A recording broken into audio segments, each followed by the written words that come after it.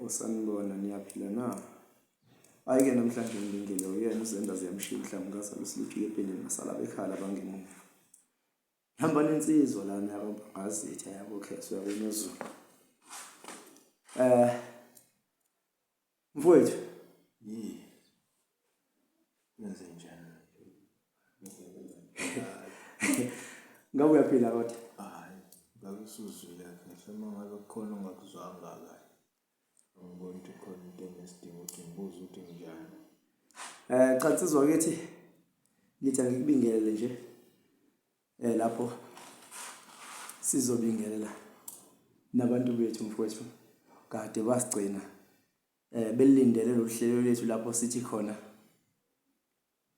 sibuyise isintu emntwini. Mfowethu ngiyacela babingelele mfowethu ababukeli emakhaya uzisho ukuthi ngabe insizwa iubani wawabani isukaphi nendawo. Hayi, mina ngidoleze igama kwakhe sisibongo. Ngikhona la eShokozi endaweni yaseChileni, esigodini saseGoxa. Danke. Bafowethu njengoba nakhunazi ukuthi besilokhu sinicela ukuthi hayi niphuthume lapha ku YouTube nibuka ama video ethu, niphuthume ku TikTok, niphuthume na ku Facebook.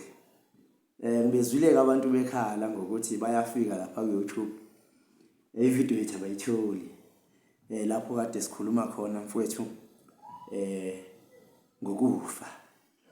Lapha na mfowethu basizwile abantu sesikhuluma ngenzila. Kwawukuthi bathi inkulumo yethu ayiphelele.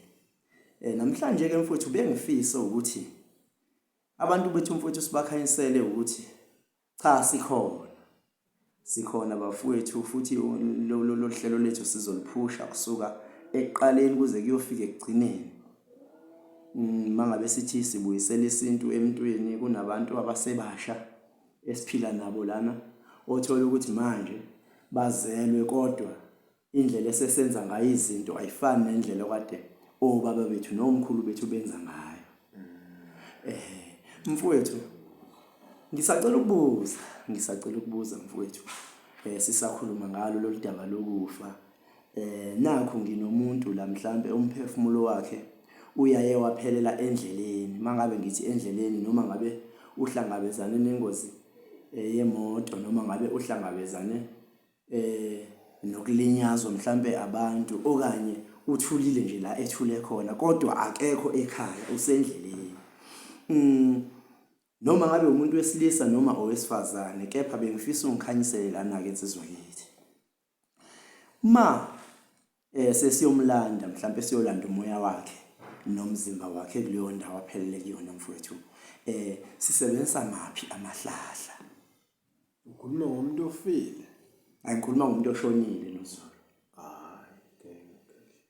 Phela khehla awushoni ungafanga.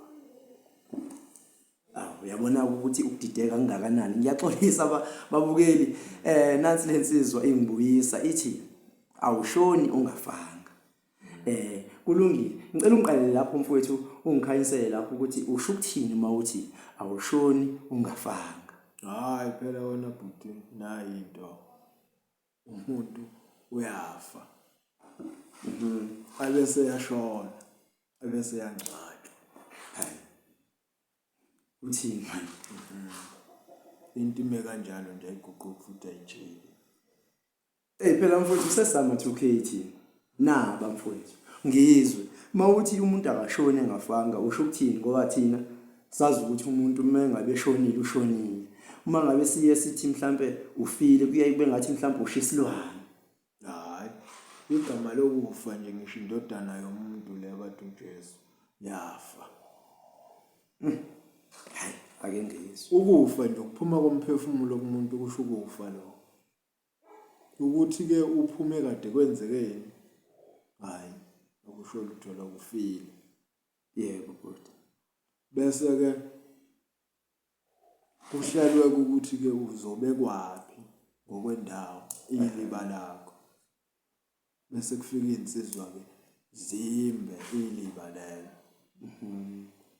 The time ke sufaka umzimba emgodini kula ushona khona ke manje ushona phasi emgodini la sesibuyisela khona inhlabathi ke yila sekuthiwa ke manje siyakungcwaba isibuye yadleli lami ke lokushona ime kanjani hayi mina iyangidida okusho ukuthi leli lokushona kusuke sekushona komzimba emgodini cha kona umzimba isidumbu akushiyo ukuthi umzimba masufile nje usuhlukene nomzimba ngeke phela umzimba ube kumuntu ephile nomphefumulo athi noma esefile bese kuphinde futhi kuba umzimba cha bo sidumbu leso isizulu hayi siyinkinga okay ke sidumbu leso hayi ngiyakuzwa noZulu engicabanga ukuthi nabo abalaleli emakhaya bezwile nje uma kuukuthi kukhona mhlambe la uthe wahamba wangafika khona kulo lidaba nje manje kade ulithinta ngifisa ba-comment lapha yana basho ukuthi mhlambe bafisa ukukhanyiseleka kuphi siyayidinga imibuzo bafowethu siyayidinga bafowethu kakhulu kahle uthando lwenu nje bafowethu siyalidinga ngiyacela bafowethu nisilike nisubscribe ni-share bafowethu amalokhuzana ama-video ethu noZulu ngiyacela ke mfowethu ke ungibuyele kule eyihlahla mfowethu okuyilona mhlambe esilanda ngalo umoya womuntu la esuke uphumele khona hayi ake siqale la kona mbuti isekuthenini uma uficwa ukufa ake sithi nje uficwa ukufa uhleli nje la igcekeni yebo isidingo sehlahla lapho kasikho ngoba akukhona uye khona uvele ula kuzokhulunywa nawe ula la igcekeni noma ngabe kufika isimo sokuthi ke ngoba phela ensukwini zamanje usuye uthatha usiwe emakhazeni ulindwe ke loso sikhathi leso sokuthi ke ufike usuku lolo zoyiswa ngalo ngezase zale isuke ingekho into edinga ihlahla lapho so nje bakhulume nawe bakutshela ukuthi hayi manje siyawuthatha ke manje isidumbu sakho sisise emakhazeni kanje uzobuya ngosuku oluthile bese ke kuba ukuthi ke hayi ke sikuphelile kodwa mawukuthi ke udlulele ngaphandle kwekhaya ungabe usesibhedlela ungabe ke uvelelwe ingozi ndawana thizeni ukufa ke kufika noma kunini noma kuphi yebo kula ke okuzoba ukuthi ke sikudingeka ke ihlahla yebo bese ke kuyahluka ke nakhona ukuthi ungowesilisa noma ungowesifazane na ngoba labo bantu noma behlukene ngobulili okusho ukuthi nezinto zabo ngokwenziwa kwazo azizofana kulapho ke okuzosetshenziswa amahlahla ke angefani unehlahla elibizwa ngokuthi umphafa abanye abanokulibiza ngokuthi umlahlankosi yebo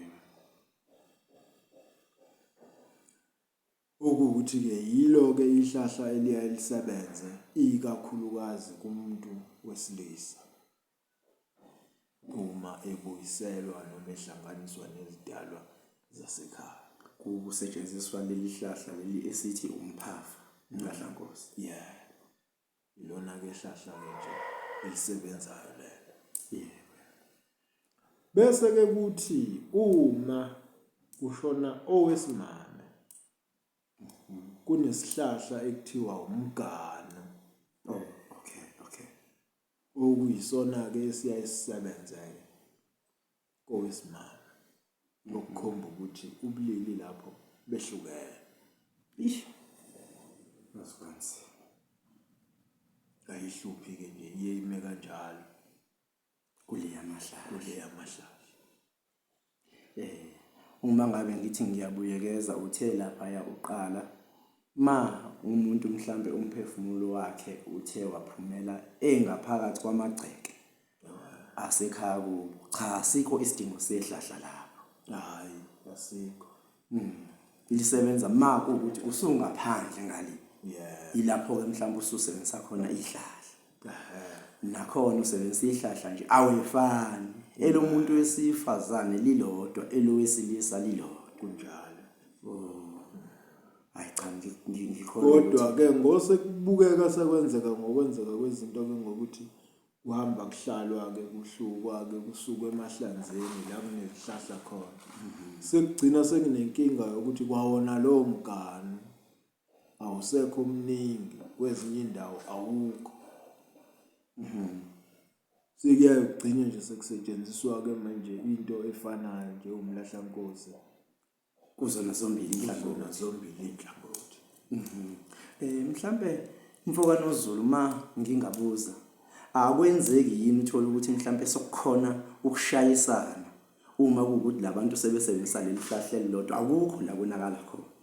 Hayi ngingathi nje akukho kona okuye konakala ngoba ihlahla nalo vele Elisebenza into into efanayo. Ukuthi nje kwakuhlukanisa ubuciko babantu abadala ngokuthi babazi ke bona ukuthi sizathu sini sokuthi kuhlukaniswe. Hey mfowethu yabona ngithi angiyibuze nje lento ngoba uyabona nje ukuthi abantu abadala ababazi nanokuthi isiphi isizathu sokuthi kuhlukaniswe lamahlahla. Kukhona futhi umuntu ongemva kwami mfowethu ngempela ongayazi into engiyibuza kuwe futhi okuwukuthi makuphela labantu okuyibona bakhona manje ngaphambili kwethu ongathola ukuthi bona ngeke besazi nje inhlobo uyibona lonto ngenxa yokuphambana kwezinto mfowethu ngendlela okade zenzeka ngayo kudala nendlela ezenzeka ngayo manje.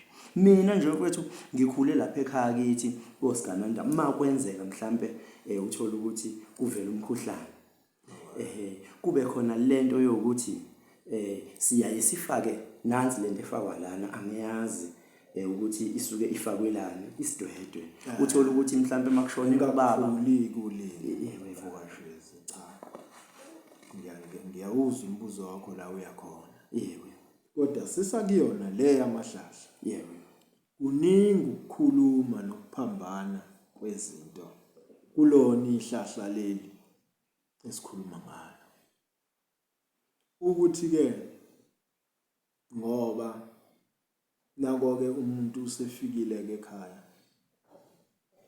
ngalihlahla ke ehamba naso isidumbu sakhe leso kungenwe ke endlini kubekwe ke ngalondlela kubekwa ngayo ngokwehlukahlukana ke kwemindeni.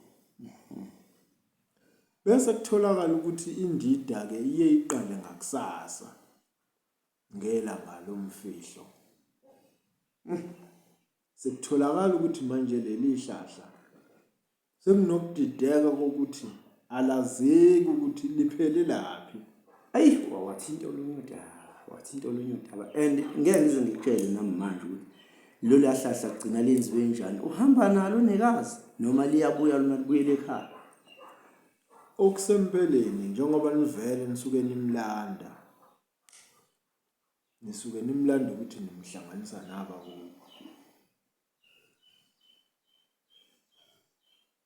kuphela ngoba ukufa kuthathwa njengento enobumnyama, into esho ukuthi uma ulithatha leli hlahla ulihlanganisa namahlahla asehlanjululiwe ukusho ukuthi uletha ubumnyama ngaphakathi. Abanye ke uye uthola ukuthi leli hlahla ke kuye ukuthi sekufikiwe emalibeni balehlise naso isidumbu.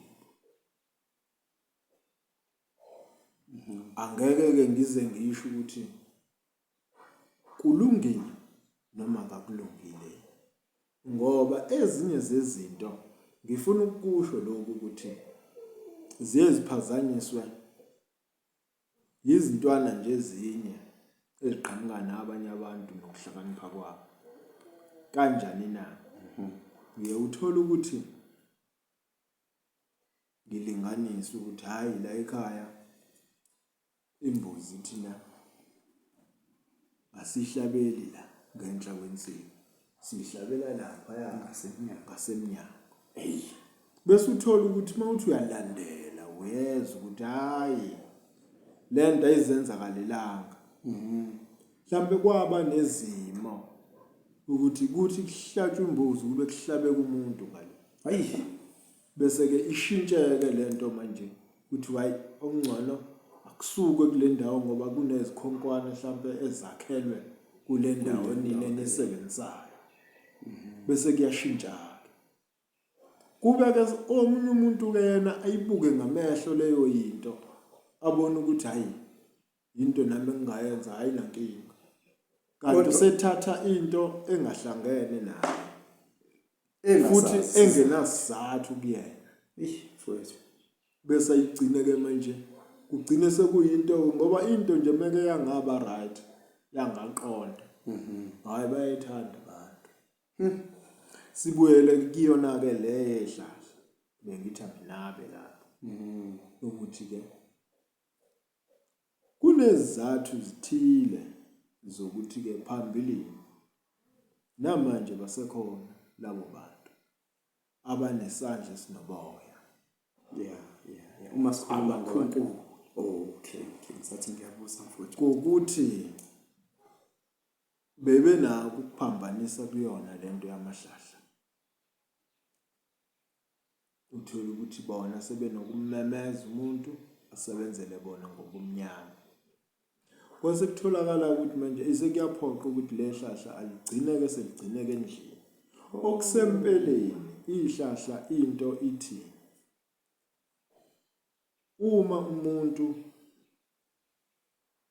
esengaphasi komhlaba ihlahla beliya elithathwe libekwe ngezasi komthangala okuyothi la sekulungiswa izinto zakhe noma libekwe esibayeni ngaphandle okuya ukuthi mase kulungiswa izinto zakhe uvele ke kuyaziwa ukuthi ubani ulapha hayi uthathwe lapha yana ke ahlanganiswe nomndeni esehlandlululiwe. Ngoba leyo ukuthatha ihlahla ulingcwabe nomuntu inabo ubungozi obubi ngoba laba abanengqondo eningi ongqondo nkulu banokuthi bayommemeza lo muntu bamvuse bamenze izinto zabo ngoba bavele bayamazi la bezomthola khona. Wethu. Ngoba ke ezinye zezinto zesintu bobuntu bethu zibulawa yilabo ekuthiwa banamanga. Yes. Ngoba baye basho okunye kani baphambanisa nokunye kugcina sekwenzeka into ongeve kuyona. Ubona ke izinto zimapeketwane zinjena nje kusuka lapho. Inkinga le ndaba yehlahla mfowethu. Into ethanda ukujula yona ngoba impela mawuke waliphatha budedengu lingakudalela inkinga. Ihlahla leli mfowethu okusho ukuthi lisuke seluyena ngqo. Lo muntu lisuke limthwele ngaleso sikhathi ngoba lisuke lenza lento umuntu athi mayikhuluma nalo ethi aliyenze kunjalo. Uthando wesinta ngoba phela yena usuke esehleli kulo ngoba usuke sewumoya. Hayi ngiyakuzwa mfowethu. Ngiyakuzwa. Angikholwa ukuthi siyahambisana nababukeli bethu mfowethu. Lolihlelo ukuliqala kwethu mfowethu siliqale ngenhloso yokuthi ngempela njengoba manje sabantu abasha sibancane laba ngemva kwethu mfowethu indlela esiye sibone kwenzeka ngayo manje siye sibone ukuthi ayingeke basakhula noma besaphila nolwazi oluyilona noma nathi mfowethu singeke size sikuqinisekise ukuthi esikushoyo kuyikhona ngempela ngoba ezinye izinto uthola ukuthi mhlambe ngala kuleli side la ngakithi senza ngalo indlela le ochaza ngayo. Mhlambe omunye ngale yena uthi hayi ngeke thina ngakithi asenzi kanje, senza kanje. Hayi ke kulokho ngesize sikuphikise ngoba lento iyayehluke ngokwezindawo, yehluke ngokwezigodi, yehluke ngokwezinhlanga. Yeah. Ngoba ezinye zezinto zethu sizolikhuluma iqiniso ngoba silitholile ithuba. Yeah, mfowethu. Zoniwa yimbokodo ngoba uyawuthola ukuthi kunomshakazi ozale ekhaya ngoba ezovusa umuzi. Kugcine sekutholakala ukuthi yena usesuka nezinto zangakubo noma zakubo La esuka khona.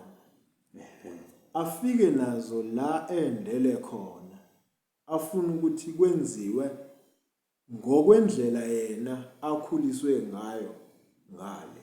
Kanti ngokwesintu uma umshakazi ngempela ezala ekhaya usuke phela esefile ngale kwabo noma kubo wazovuka la ekhaya, okusho ukuthi konke azobe sekwenza nazobe sekuthobela uzobe sethobela umthetho wale ekhaya.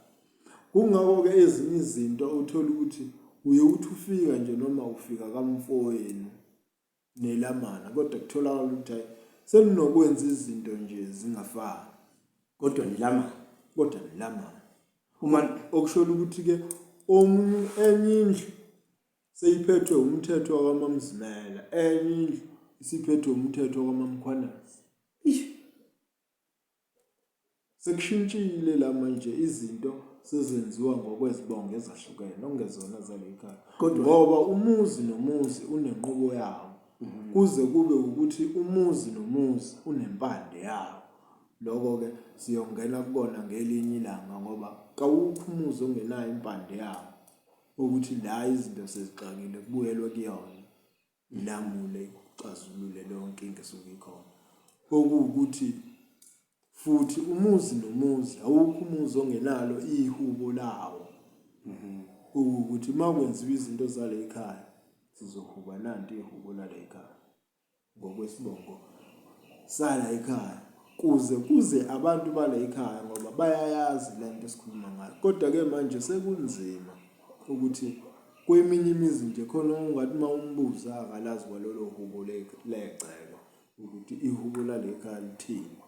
Uzihumela nje into ayizwayo la izwa khona, uyamuzwa uyamemeza usho into angayazi. Wemfowethu uma ukhuluma ngalokho ngeke ngize ngikuphikise ngoba cha nami ekhaya kithi impela ngiyaye ngibone kweminye imizi kuthiwa hayi bahuba amahuba khona, kodwa mina ekhaya kithi angikhumbuli impela sithi sihuba ihubo lasekhaya kuqala mhlawumbe siphuma lapha esibayeni bese sithi kulungile ibandla selingathatha la siqhubeke naleli ke mhlawumbe ihubo lesigodi noma lesizwe.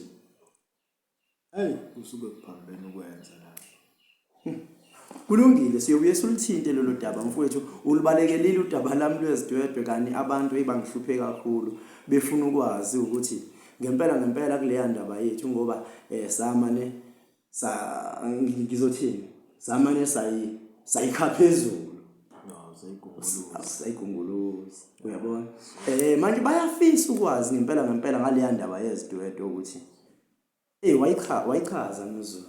Hayi njalo yona wayichaza mfowethu. Lento yezidwedwe nayo nje enye into ethanda ukuthi sibuyisele emuva nje futhi isifake ehlathini.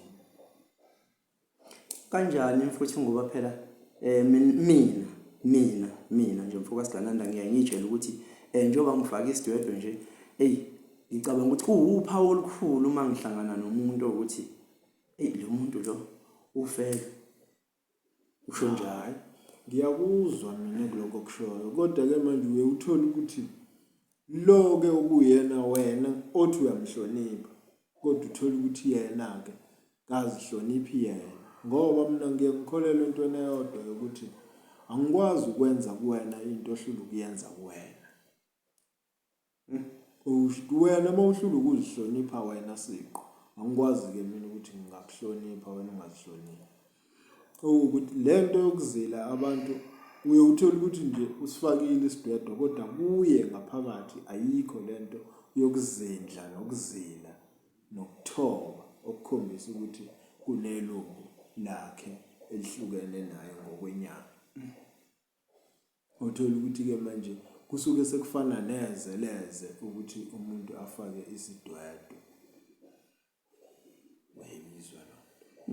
Lapha ezidwedweni ubuthekwa nje kuwumkhuba noma kuwusiko ukufaka lesiya sidwedwe. Hayi. Kunezinto wena mntakashezi ezingahlangani nenhlobo nosiko lwethu. Ukuzila ungizwe kahle. Ukuzila kuwusiko.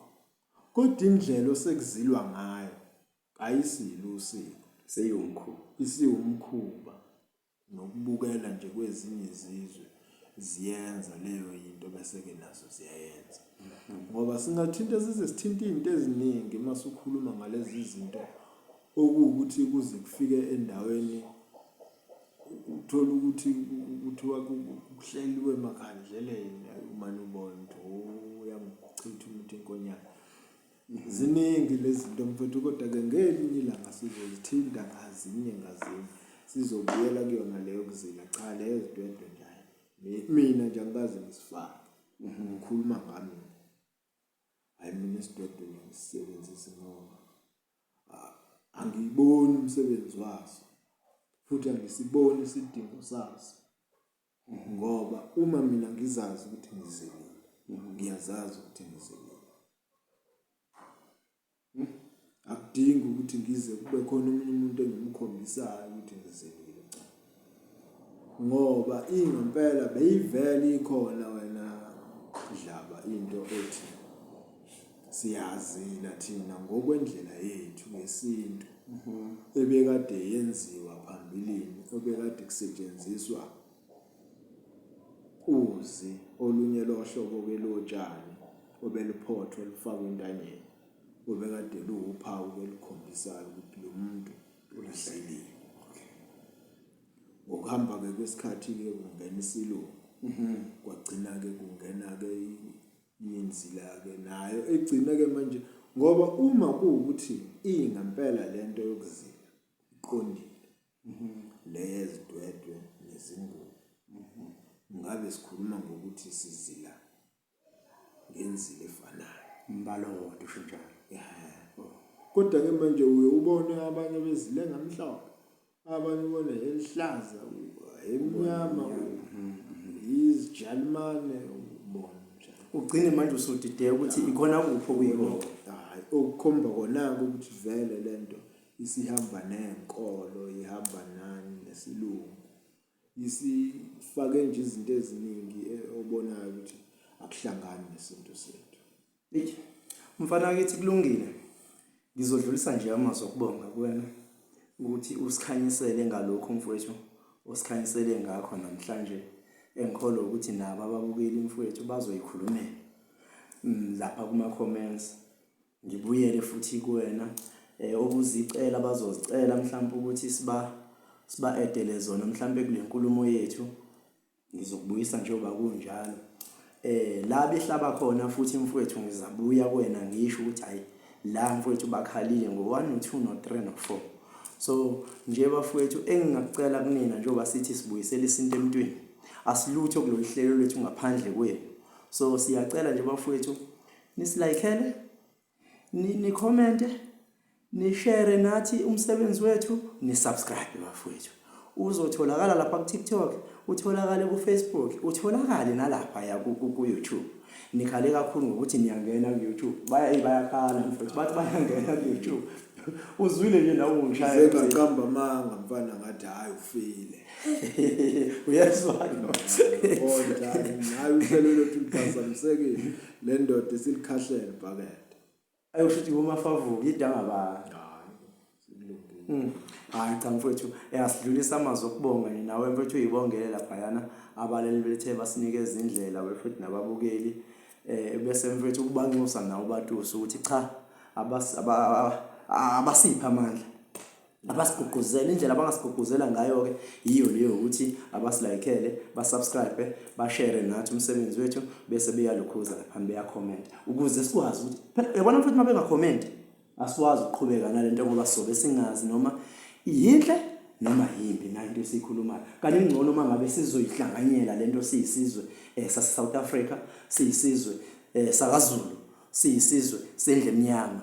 Hayi ngelinye ilanga mfowethu siyoke sicele laphayana kuba uMkhize lo welokhuzana lo wengono nomsamo uma sikhuluma ngale ndaba ezikanjena mfowethu, siphinde mfowethu isikhona laphayana ipresident yamabhinqa ungizwe umfoka Mchunu naye mfowethu ngelinye ilanga mfowethu siyomntusa kakhulu ukuthi cha siyafisa naye abe yingxenye futhi yalomsebenzi wethu. Bese bakhona ubaba lo wamahubo mfowethu okuyizinto mfowethu esizongena kuzona. Ubaba uMbuso umfoka Khoza naye bafowethu siyomthinta la ukuthi abe yingxenye futhi yalo lihlelo lwethu lapho khona sithi sibuyisela isintu emntwini. Ungabonga mfowethu kubabukeli bese sivala. Hayi nina bakamaphunga Magaba eniphuza umlazi ngabeva. Hayi ngani zakwethu sidla amaningi esakeni, asethemba ukuthi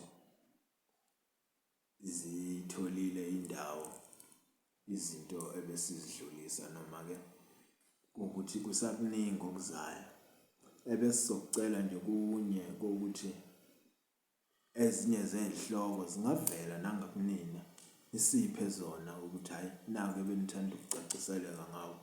Uma sinalo ulwazi sicacise, esingenalo ulwazi sihambe siye kwingcula buchopho, ingcwepheshi, abantu abacubungulayo, abachwepheshayo abazokwazi ukuthi ke basinike nathi ulwazi ngoba nathi kungenza kwezinye indawana sibe bafishane.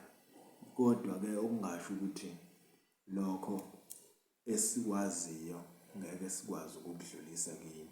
Sizokudlulisa esikwazi esingakwazi noma la singaqondi khona ngokuphelele sizobathola kodwa futhi nabanye ke abantu esaziyo ukuthi kulowo mkhakha noma kulowo munxa banako ukuthi nanolwazana oludephile noluthe thuthu kulokho. Bese sibabuyise ke nabo isibone sinabo bacacise la kufuna bacacise khona. Bese ke kuba ukuthi ke into yethu ngoba into ingathi thina abantu bendle emnyama esithanda ukudideka kwezinye zezinto ukuze kwenze ukuthi nako ukuphila kwethu nje kungabe ukuphila okuqondile nokuya phambili. Ake ngibonge. Hayi danke futhi